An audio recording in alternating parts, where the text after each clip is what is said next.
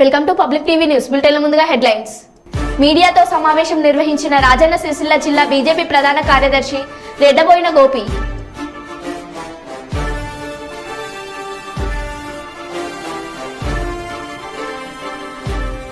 Telugu Desam party అధికారంలోకి రాగానే గూడూరుని నెల్లూరు జిల్లాలో కలుపుతాం చంద్రబాబు నాయుడు.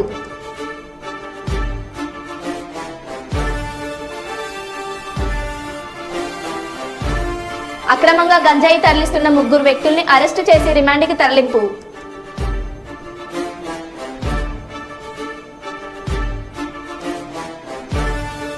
అనకాపల్లిలో సీఎం జగన్ మేము సిద్ధ సభ.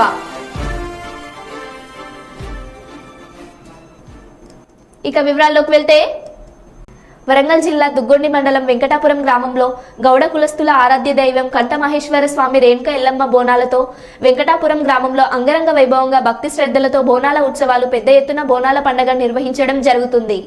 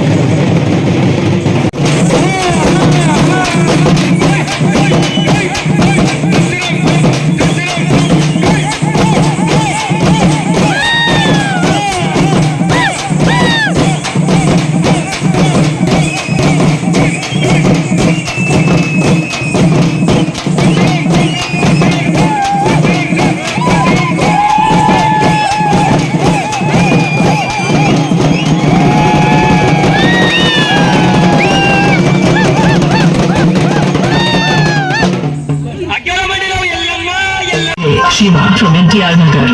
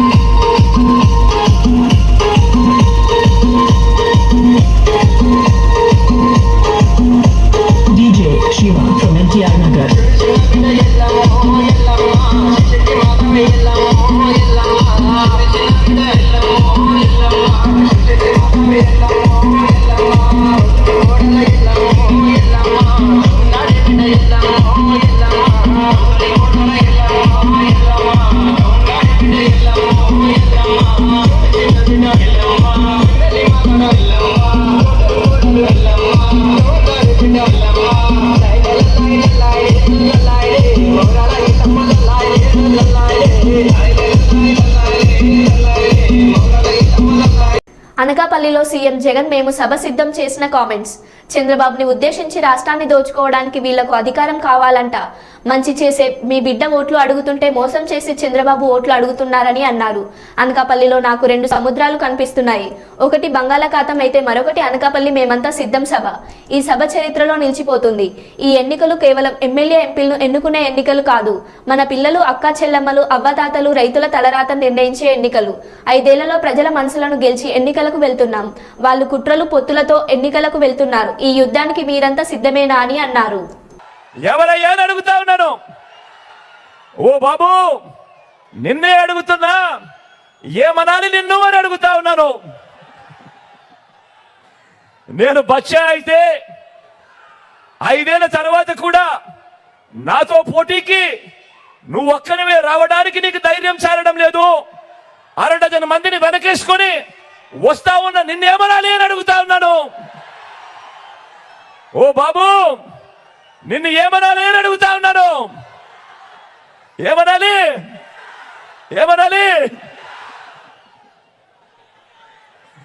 నేను బచ్చా అయితే ఈ 58 నెలల్లో గ్రామానికి, రైతులకి, పేదలకి, అక్క చెల్లెమ్మలకి, పిల్లలకి, అవ్వాతాతలకి, సామాజిక వర్గాలకి నేను చేసిన మంచి, ఇంటింటికి చేసిన అభివృద్ధి నువ్వు 14 ఏళ్ళు సీఎంగా ఉన్నా కూడా ఎందుకు చేయలేకపోయావు అని అడుగుతా ఉన్నాను ఈ చంద్రబాబు నాయుడుని.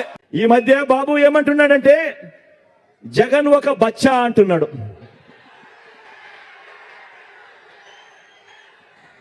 జగన్ ఒక బచ్చా అని కూడా అంటా ఉన్నాడు. ఇలాంటి మాటలు వింటుంటేనే నాకు కొన్ని కథలు, కొన్ని మాటలు గుర్తుకొస్తాయి. కృష్ణుడిని బచ్చా అనుకున్న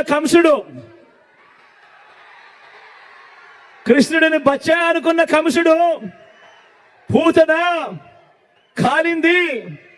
ఇప్పుడు బాబు వాన్ మీద నిలబడిన 3 మాదిరిగా ఈరోజు గుర్తుకొస్తా ఉన్నారు. రాముడిని బచ్చా అనుకున్న మారీషుడు, సుబాహుడు ఇప్పుడు రామోజీ వేషంలోనూ ఓ ఆంధ్రజ్యోతి రాధాకృష్ణన్లా ఈరోజు కనిపిస్తా ఉన్నారు. హనుమంతుడిని బచ్చా అనుకున్న రావణుడు కూడా వీళ్ళల్లో గుర్తుకొస్తా ఉన్నాడు. చరిత్రలో పోయే కాలం వచ్చినప్పుడు, చరిత్రలో ఓడిపోయే కాలం వచ్చినప్పుడు విలన్లందరికీ కూడా అటువైపున హీరోలందరూ బచ్చాలుగానే కనిపిస్తా ఉంటారు.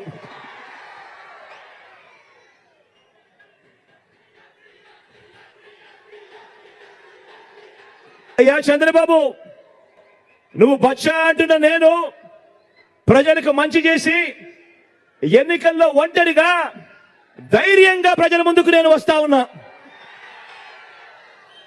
మరి 14 ఏళ్ళు సీఎంగా చేశావు కదా, మరి 3 సార్లు సీఎంగా చేశావు కదా, మరి పేదలకు నువ్వు చేసిన మంచి ఉంటే నువ్వెందుకయ్యా బచ్చాను చూసి భయపడుతూ పొత్తుల కోసం ఎగబడతా ఉన్నావు అని అడుగుతా ఉన్నాను చంద్రబాబును. ఈ 75 ఏళ్ల వయసులో నువ్వు 10 మందిని ఎందుకు పోగేసుకోవాల్సి వస్తా ఉంది అని అడుగుతా ఉన్నాను. అంతా గమనించండి. ఇంటింటికి మంచి చేసిన మీ బిడ్డ ఒక్కడి చుట్టూ ఎంతమంది బాణాలు పట్టుకొని ఉన్నారు అనంటే గమనించమని కోరుతా ఉన్నాను. రాజన్న సిరిసిల్ల జిల్లా టీఆర్ఎస్ పార్టీ కార్యాలయం తెలంగాణ భవనంలో ఈ రోజు టీఆర్ఎస్ పార్టీ సిరిసిల్ల శాఖ ఆధ్వర్యంలో మీడియా సమావేశం ఏర్పాటు చేశారు. ఈ సందర్భంగా వారు మాట్లాడుతూ ప్రభుత్వం బతుకమ్మ చీరల బకాయిలు 50 కోట్ల రూపాయలు విడుదల చేయడం సబబు కాదని, పూర్తి స్థాయిలో బకాయిలను వెంటనే విడుదల చేయాలని, అదేవిధంగా కార్మికులకు రావాల్సిన ఆర్ఎస్పీ సబ్సిడీ విడుదల చేయాలని, త్రిప్టు పథకంలో భాగంగా కార్మికులకు జమ చేసిన నగదును ఫ్రీ మెచ్యూరిటీ పద్ధతిలో కార్మికులకు ఈ కష్ట సమయంలో అందించాలని అన్నారు.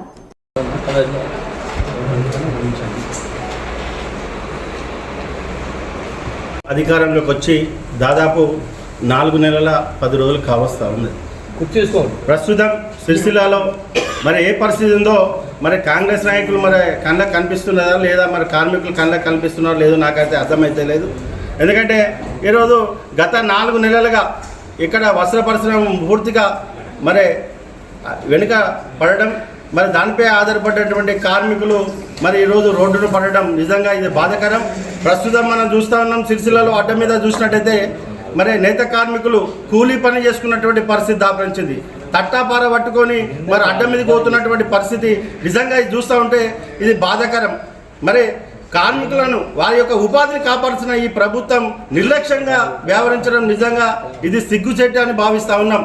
మేము అడుగుతా ఉన్నాం మొదటి నుంచి కూడా, అయ్యా మా నేత కార్మికులకు ఉపాధి కల్పించండి, పని కల్పించండి, మెరుగైన కూలి వచ్చే విధంగా కృషి చేయండి అని చెప్పి మాట్లాడుతూ ఉంటే ఏదో నామమాత్రంగా ఏదో 50 కోట్లు ఇచ్చినామని చెప్పి మాట్లాడడం నిజంగా ఇది తగదు. మీరు మాకు కావాల్సింది నేత కార్మికులకు ఆర్డర్లు ఇవ్వాలి, పని కల్పించాలి, వారి కుటుంబాలకు అండగా నిలవాలని మీ ప్రభుత్వాన్ని మేము డిమాండ్ చేస్తున్నాం. దయచేసి ఇప్పటికే 2 మరణాలు జరిగినాయి, ఆకలి చావు ఆత్మహత్యలు జరిగినటువంటి పరిస్థితి. కాబట్టి మీరు వెంటనే ఈ యొక్క నేత కార్మికులకు ఆర్డర్లు ఇవ్వాలని ఈ ప్రభుత్వాన్ని మేము డిమాండ్ చేస్తూ ఉన్నాం. కాంగ్రెస్ ప్రభుత్వం 50 కోట్లు ఏదైనా బకాయిలు విడుదల చేసినామని చెప్పి గొప్పలు చెప్పుకొని ఆర్భాటం చేస్తున్నారు. మేము 50 కోట్లు బకాయిలు విడుదల చేసిడు గొప్ప కాదు. ఫస్ట్ మీరు నేతలకు ఉపాధి కల్పించే గొప్పలు చెప్పుకోవాల్సిందే మేము డిమాండ్ చేస్తున్నాం. ఎందుకంటే 50 కోట్లు రిలీజ్ చేసి ఏ కోసాన అవి సరిపోతాయి? 350 కోట్లకు 50 కోట్లు ఏ కోసాన సరిపోతాయి? ఇలా మీరు కొండను తవ్వి ఎలకలు పట్టినట్టుంది. మాకు కావాల్సింది బతుకు తెరువు, మా నేతన్నలకు ఉపాధి కావాలని మేము కొట్లాడుతున్నాం. అని మీరు 50 కోట్లు రిలీజ్ చేసి మేము రిలీజ్ చేసినాం అని చెప్పి మాట్లాడడం కరెక్ట్ కాదు. మీరు 50 కోట్లు కాదు, ఇంకా 300 కోట్లు వెంటనే రిలీజ్ చేయాలి. అలాగే మా నేతన్నలకు బతుకమ్మ చీరలు కానీ ఇంకా వాళ్ళకి రావాల్సిన యారన్ సబ్సిడీ 10% యారన్ సబ్సిడీ కూడా వెంటనే రిలీజ్ చేయాల్సని చెప్పి మేము డిమాండ్ చేస్తున్నాం. ఇలా సిరిసిల్లలో నేత కార్మికులకు పని లేక రోడ్డు మీద అటు ఇటు కట్టపని కోతులు మీరు అది గమనించాలి. మేమేదో రిలీజ్ చేసినాం, మా సీఎం సార్ రిలీజ్ చేసిండు అని చెప్పి పాలాభిషేకాలు ఏ అభిషేకాలు చేసుకుంటున్నారు. ఫస్ట్ బతుకమ్మ చీరలు ఆర్డర్ ఇచ్చినాక అన్ని అభిషేకాలు చేసుకోవాలి కింద మీ కాంగ్రెస్ నాయకులకు మేము హెచ్చరిస్తున్నాం. కాంగ్రెస్ ప్రభుత్వం తిరుపతి జిల్లా గూడూరులో మాజీ ముఖ్యమంత్రి చంద్రబాబు నాయుడు పర్యటించారు. గూడూరు చేరుకున్న చంద్రబాబుకు తెలుగుదేశం పార్టీ నాయకులు హెలిప్యాడ్ వద్ద ఘనస్వాగతం పలికారు. అనంతరం ప్రజాగలం కార్యక్రమంలో భాగంగా సిఆర్ రెడ్డి కళ్యాణ మండపంలో ఏర్పాటు చేసిన మహిళలతో ముఖాముఖి కార్యక్రమంలో పాల్గొన్నారు. చంద్రబాబు 74వ జన్మదిన వేడుకలు మహిళల సమక్షంలో జరుపుకున్నారు. చంద్రబాబు జన్మదినం సందర్భంగా భారీ రక్తదాన శిబిరాన్ని తెదేపా శ్రేణులు నిర్వహించారు. ఈ సందర్భంగా చంద్రబాబు మాట్లాడుతూ గూడూరులో మహిళల మధ్యలో జన్మదిన వేడుకలు జరుపుకోవడం పూర్వజన్మ సుకృతమని అన్నారు. తెలుగుదేశం పార్టీ అధికారంలోకి రాగానే గూడూరును నెల్లూరు జిల్లాలో కలుపుతామని గుర్తు చేశారు. లెఫ్ట్ బ్రెయిన్ పనిచేస్తుంది. 33% కాలేజ్ సీట్లో రిజర్వేషన్లు పెట్టారా లేదా? తమలో ఇప్పుడు మీరు ఒక్కసారి ఆలోచించండి. ఈరోజు రాష్ట్రంలో మద్యం నాసిరకం వచ్చిందా లేదా?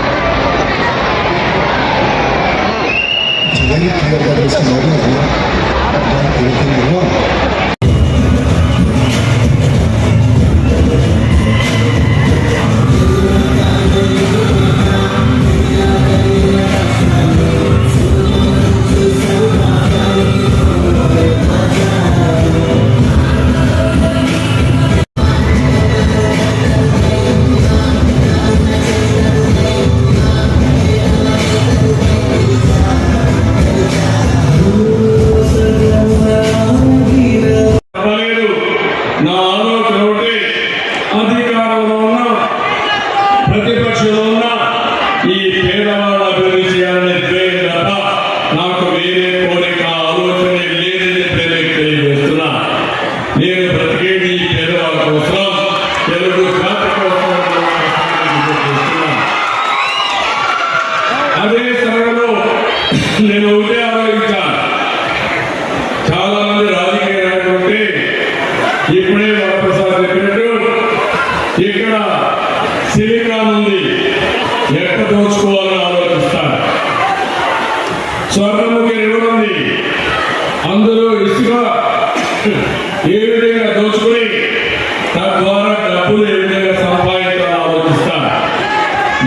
ఆలోచించింది సిలికాన్ ఇక్కడ ఉండాలి, దాన్ని మళ్ళీ మీ ప్రయోజనాల కోసం ఇండస్ట్రీ రావాలి, మీ పిల్లలకు ఉద్యోగం రావాలని ఆలోచించాం. స్వర్ణముఖి నదిలో చూస్తే ఎక్కడికక్కడ చెక్ డ్యాములు కట్టి భూగర్భ జలాలు పెంచి ఎవ్వరు కూడా ఇసుక దోపిడీ చేయకుండా చేయాలని రాత్రి మరుణ ఆలోచించాను. ఈ రోజు మీరు చూస్తున్నారు కొన్ని వందల వేల లారీలు ఇసుకంతా కూడా ఈ బకాసులు మాయం చేసే పరిస్థితికి వచ్చింది, దుర్మార్గులుగా వ్యవహరించే పరిస్థితికి వచ్చారు. నా ఆలోచనంతా ఒకటి, ఈ రాష్ట్రాన్ని బాగు చేయాలి. ఆడపిల్లలు చూశారు ఎంత ఉత్సాహంగా ఉన్నారంటే, ఆ ఆడపిల్లని బాగా చదివించి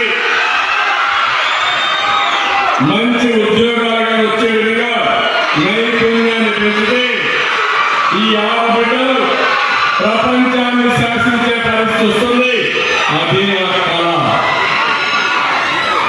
సంపద సృష్టించడం తెలిసిన పార్టీ తెలుగుదేశం పార్టీ, అది దేశానికి అందించిన పార్టీ కూడా తెలుగుదేశం పార్టీ అని చెప్పి మీకు తెలియజేస్తుంది. ఒక బ్యాక్ బోన్ అయ్యే పరిస్థితి వచ్చింది. భవిష్యత్తులో నా కోరిక ఒకటి, ప్రపంచంలోనే తెలుగు జాతి నెంబర్ 1 గా ఉండాలి. భారతదేశంలో కానీ ఆంధ్రప్రదేశ్ రాష్ట్రంలో కానీ పేదరికం లేకుండా అందరూ కూడా పేదరికం లేని రాష్ట్రం వచ్చే విధంగా చేస్తానని కూడా నేను మీకు తెలియజేస్తున్నా. అందుకే ఈరోజు ఇప్పుడే మిత్రులు మాట్లాడారు. నేను ఒకటే మిమ్మల్ని అందరికీ కోరుతున్న, ఆడపిల్లలందరినీ 5 సంవత్సరాలు ఏం పేరు పెట్టాలో నాకైతే అర్థం కాదు. జయకాంత్ రెడ్డి పేరు పెట్టామా? ఎందుకంటే అతను జగన్మోహన్ రెడ్డి కాదు, జయకాంత్ రెడ్డి, మోసపరెడ్డి. అందరినీ మోసం చేసి అతను ఒక్కడే ఉండాలని కోరుకునే దుర్మార్గుడు ఈ జగన్మోహన్ రెడ్డి. అవునా కాదా అని అడుగుతున్నా. అవునంటే చేతులు చూపించిన అవునని. ఏది దొరికినా ఎక్కడ చూసినా కుంభకోణాలు అంటే ఏమీ లేవు. ఇసుక దోపిడీ, ఇసుక డిపోలు కూడా ఆయనవి, మద్యం షాపులు కూడా ఆయనవి, మద్యం తయారీ కూడా ఆయనది, భూముల కూడా ఆయనదే పెట్టను. ఇదే జరిగితే మనందరం బానిసలుగా బతికే పరిస్థితి వస్తా ఉంది. అదే నా బాధ, ఆవేదన మీకు తెలియజేస్తున్నా. నేను ఒకే ఒక విషయం మిమ్మల్ని అందరినీ గుర్తు చేస్తున్నాను. భవిష్యత్తులో నేను ఒక నిర్ణయానికి వచ్చి ఇప్పటికే ఆలోచన చేశాం, ఇంకా ఎక్కువ శ్రద్ధ పెడతాం. నా జీవిత ఆశయం జీరో పావర్టీ ఆంధ్రప్రదేశ్ తయారు చేయాలని నా జీవిత ఆశయం. అంటే ఈరోజు పేదరిక నిర్మూలన కోసం మాటలు మాట్లాడుతున్నా, మాటల్లో కాదు చేష్టల్లో చేసి చూపిస్తాను. అది జరుగుతుంది. ఈ జన్మదిన సందర్భంగా మీ అందరికీ నేను ఇచ్చే హామీ, పేదవాళ్ళకి ఇచ్చే హామీ, పేదరికం లేని సమాజాన్ని చూడడం నా జీవిత ఆశయం. సాధించి తీరుతానని కూడా మీ అందరికీ తెలియజేస్తున్నా. అందుకని ఈరోజు మీరు ఒకసారి చూస్తే, ఒకప్పుడు సంపద ఉండే సమాజంలో ధర్మానికి హాని కలిగించే శక్తులను అడ్డుకోవాలని, మతం తీవ్రీకరణ దేశ భద్రతకు పెను ప్రమాదమని, ఈ దేశాన్ని ప్రమాదంలో పడకుండా కాపాడుకోవాల్సిన ముఖ్యమైన బాధ్యత హిందూ సమాజంపై ఉన్నదని పూజా స్వామీజీలు పిలుపునిచ్చారు. విశ్వ హిందూ పరిషత్ దక్షిణాంధ్రప్రదేశ్ ఆధ్వర్యంలో కడప శివార్లోని శ్రీ లలిత పంచయాతన దేవాలయం నందు శనివారం ఏర్పాటు చేసిన ధర్మచార్యుల సమావేశంలో స్వామీజీలందరూ ముక్తకంఠంగా ఈ అంశంపై వారి వారి స్వీయ అనుభవాలను పంచుకున్నారు. ఈ కార్యక్రమానికి చిన్మయ మిషన్ పీఠాధిపతులు శ్రీ శ్రీ శ్రీ తుర్యానంద స్వామీజీ అధ్యక్షత వహించారు. ఈ కార్యక్రమంలో విశ్వ హిందూ పరిషత్ కేంద్రీయ మార్గదర్శక మండలి సభ్యులు ఆచలానంద ఆశ్రమం పీఠాధిపతులు శ్రీ శ్రీ శ్రీ వీరజనానంద స్వామీజీ మాట్లాడుతూ ధర్మ వ్యాప్తికి ప్రతి మాటలు పీటలు గ్రామాల్లో పర్యటించాలని సూచించారు. తిరుపతి లలిత పీఠాధిపతులు శ్రీ శ్రీ శ్రీ స్వస్వరూపానంద స్వామీజీ మాట్లాడుతూ మన ధర్మాన్ని సామాన్యుల వద్దకు తీసుకువెళ్లాలన్నారు. తిరుపతి రామకృష్ణ మఠం పీఠాధిపతులు శ్రీ సుకృతానంద పూరి స్వామీజీ మాట్లాడుతూ విద్య ద్వారా సమాజాన్ని చైతన్యవంతం చేయడానికి అందరం కలిసి పనిచేద్దామన్నారు. భాగ్యనగర క్షేత్ర సంఘటన కార్యదర్శి గుమ్మల్ల సత్యంజీ మాట్లాడుతూ మతరంతీకరణ వల్ల జరుగుతున్న ప్రమాదాలను వివరించి వారిని స్వధర్మంలోకి తీసుకురావాలని పిలుపునిచ్చారు. ఆకర్షణీయంగా ఉంది. ఇది ఒకటి. ఇంకొకటి, ఇది నేను పిల్లలకు చెప్తున్నాను, బాలవిహారం యువతకి ఈ సంవత్సరము చాలా మంచి మంచి కార్యక్రమాలు చేపట్టబోతున్నాం ఆశ్రమం ఆధారంగా. ఒకటి, యూత్ ఎంపవర్మెంట్ ప్రోగ్రామ్ అని చిన్మయ మిషన్, చిన్మయ యువ కేంద్ర ఒక కోర్స్ చేస్తూ ఉన్నాం. మీ అందరికీ తెలుసు, గ్రాడ్యుయేషన్ అయిపోయిన తర్వాత పిల్లలు హైదరాబాద్కి వెళ్ళి కోచింగ్లు తీసుకుంటూ ఈ ఉద్యోగమా ఆ ఉద్యోగమా కొన్నిసార్లు 2-3 సంవత్సరాలు హైదరాబాద్లోనో బెంగళూరులోనో టైం గడుపుతూ ఉన్నారు. మిత్రానంద స్వామీజీ వారు గత 20 సంవత్సరాల క్రితం ఒక కాన్సెప్ట్, నేను కూడా యువమైన ప్రొడక్ట్ని, ఆ రోజులో 2 సంవత్సరాలు, ఈరోజు 1 ఇయర్ కోర్స్. ఏమిటంటే కొన్ని దేశాల్లో గ్రాడ్యుయేషన్ అయిపోయిన తర్వాత 1 సంవత్సరం నువ్వు దేశానికి సమయం ఇవ్వాలి, లేదా 2 సంవత్సరాలు ఇవ్వాలి. ఇక్కడ గ్రాడ్యుయేషన్ అయిపోయిన తర్వాత 1 సంవత్సరం దేశానికే కాదు నీ కోసం కూడా సమయం. Learn, serve and grow. 3 నెలలు నేర్చుకో, 9 నెలలు సేవ చేయి, జీవితాంతం నువ్వు ఎదుగుతావు. ఇది కాన్సెప్ట్.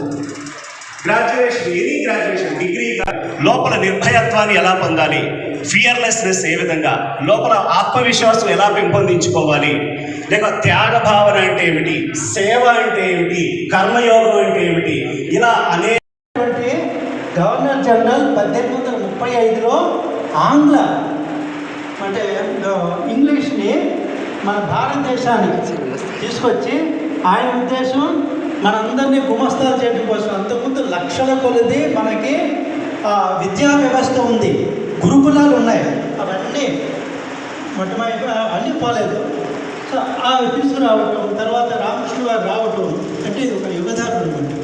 తర్వాత వివేకానంద స్వామీజీ మొట్టమొదట మాతృభాష సంస్కృతం, తర్వాత ఇష్టం లేకపోయినా మొదట, తర్వాత ఇంగ్లీష్ నేర్చుకోవడం, అన్ని విద్యల్లో ఇంగ్లీషు, సంస్కృతం, తర్వాత హిందీ అన్నింటిలో నేర్చుకొని ఒక ఆధునిక ఇంగ్లీష్ ప్రొఫెసర్గా నేర్చుకున్నారు.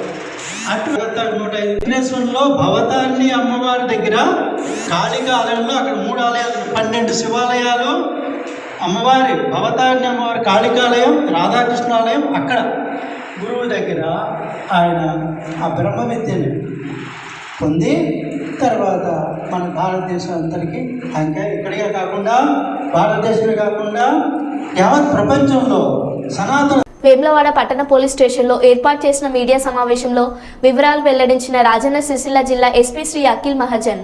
ఈ సందర్భంగా ఎస్పీ గారు మాట్లాడుతూ ఉత్తరప్రదేశ్ రాష్ట్రానికి చెందిన వికాస్ అనే వ్యక్తి ఒడిశా రాష్ట్రానికి చెందిన 2 మైనర్ల ద్వారా ఒడిశా రాష్ట్రం నుండి 5 కిలోల గంజాయిని తెప్పించి జగదిల్పూర్లో కలుసుకుని ఆ గంజాయితో సిరిసిల్ల వేములవాడ పట్టణాల్లో గంజాయికి అలవాటు పడిన వ్యక్తులకు ఎక్కువ ధరకు అమ్మి సులభంగా డబ్బులు సంపాదించాలనే ఉద్దేశంతో జగదిల్పూర్ నుండి ట్రావెల్స్ బస్ ద్వారా కరీంనగర్కి, అక్కడి నుండి బస్సులో వేములవాడకు వచ్చి వేములవాడ చింతలతానా శివారికి వస్తున్నారనే నమ్మదగిన సమాచారం మేరకు శనివారం రోజున సాయంత్రం 5 గంటలకి చింతలతానా శివార్ ఆర్టీసీ బస్ డిపో దగ్గరలో ఆ ముగ్గురిని వేములవాడ టౌన్ పోలీసులు అదుపులోకి తీసుకొని వారిని విచారించగా వికాస్ అనే వ్యక్తి ఒడిశా రాష్ట్రానికి చెందిన 2 మైనర్ వ్యక్తుల ద్వారా గంజాయిని జగదల్పూర్కి తెప్పించి అక్కడి నుండి ముగ్గురు కలిసి వేములవాడ వచ్చి ఇక్కడ వివిధ ప్రాంతాల్లో గంజాయికి అలవాటు పడిన వ్యక్తులకు ఎక్కువ ధరకు అమ్ముతున్నామని చెప్పగా వారి వద్ద నుండి 5 కిలోల గంజాయిని స్వాధీనం చేసుకుని అరెస్టు చేసి ఈ రోజు రిమాండ్కి తరలించడం జరిగిందని ఎస్పీ గారు తెలిపారు. తరచుగా జిల్లాలో అక్రమ గంజాయి రవాణాకు పాల్పడితే వారిపై పిడి యాక్ట్ నమోదు చేయడం జరుగుతుందని ఈ సందర్భంగా ఎస్పీ గారు హెచ్చరించారు. ఇదే రెగ్యులర్ బిజినెస్ చేస్తారు. ఇంతకుముందు కూడా 2-3 సార్లు వచ్చారు, కరీంనగర్ వచ్చారు, కరీంనగర్ ఉండి ఇక్కడ వేములవాడ సిరిసిల్ల కూడా ఇంతకుముందు అమ్మాయి ఇప్పుడు ఇతను పట్టుకున్నాము. మనం డిమాండ్ పోతారు. ఇది కాకుండా కూడా మనం ఇప్పుడు లిస్ట్ ప్రిపేర్ చేస్తున్నాం. ఎవరెవరి పిల్లలు కూడా గాంజా తాగుతున్నారు వాళ్ళకు కూడా పేరెంట్స్కి పిలుస్తున్నాము. అది కూడా రెగ్యులర్గా కౌన్సిలింగ్ జరుగుతుంది. ఎవరెవరి పిల్లలు తాగుతున్నారు ఒకసారి వార్నింగ్ ఇస్తున్నాము, వాళ్ళకి కౌన్సిలింగ్ చేస్తున్నాము. మళ్ళీ దొరికితే దానిపైన వారిపై కేసు అవుతుంది. కేసు అయితే తర్వాత ఇబ్బంది అవుతుంది. అంటే పాస్పోర్టులో, వీసాలో, జాబ్ వెరిఫికేషన్లో, కానిస్టేబుల్ రిక్రూట్మెంట్ జరిగింది. అలా కొంతమంది పైన కేసెస్ ఉంటే లిస్ట్లో సెలెక్ట్ అయిన తర్వాత కూడా కేసెస్ ఉన్న వల్ల వాళ్ళకి ఫైనల్ కాల్ లెటర్ రాలేదు. అట్లయినా ఇబ్బంది వస్తుంది.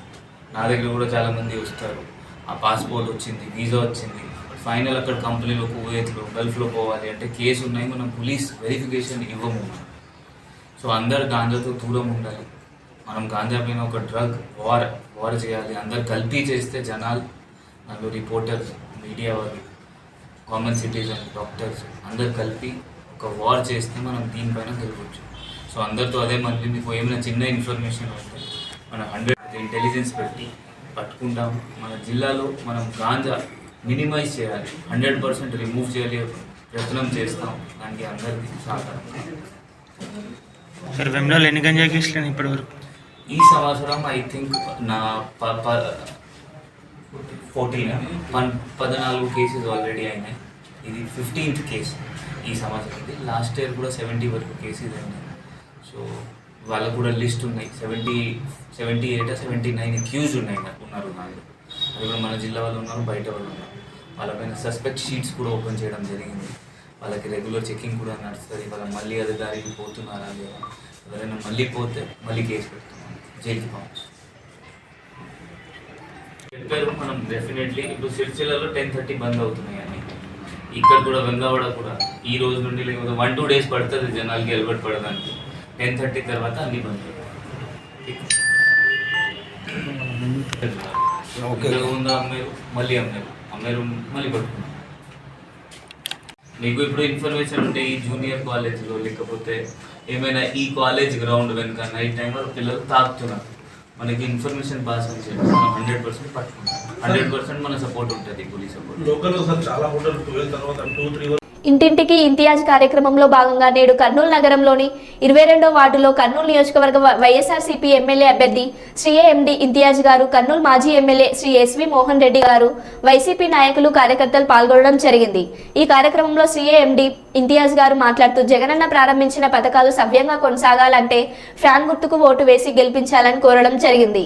22 వార్డు సంబంధించిన కార్యకర్తలందరూ కూడా దీంట్లో పాల్గొనడం జరుగుతూ ఉంది. మరి ఏ ఇంటికి వెళ్ళినా కూడా అందరు కూడా జగనన్న పథకాలని లబ్ధి పొందిన వారు చాలా ఎక్కువ మంది ఉన్నారు. అందరు కూడా మళ్ళీ జగనన్నే రావాలి, లేకపోతే ఈ పథకాలు కొనసాగవు అని వారందరూ కూడా ఫ్యాన్ గుర్తుకే ఓటేస్తామని ఆశాభావిస్తూ అందరు కూడా చెప్తా ఉన్నారు. ఖచ్చితంగా మళ్ళీ జగనన్నే సీఎం అయ్యి వస్తాడని చెప్పేసి అందరికీ నమ్మకంగా ఉంది. సో ఈ కర్నూలులో కూడా ముచ్చటగా 3వ వైసీపీ గెలుస్తుందని పూర్తి విశ్వాసం మాకుంది. జై జగన్. మరో బులెటిన్లో మళ్ళీ కలుద్దాం. Stay tune.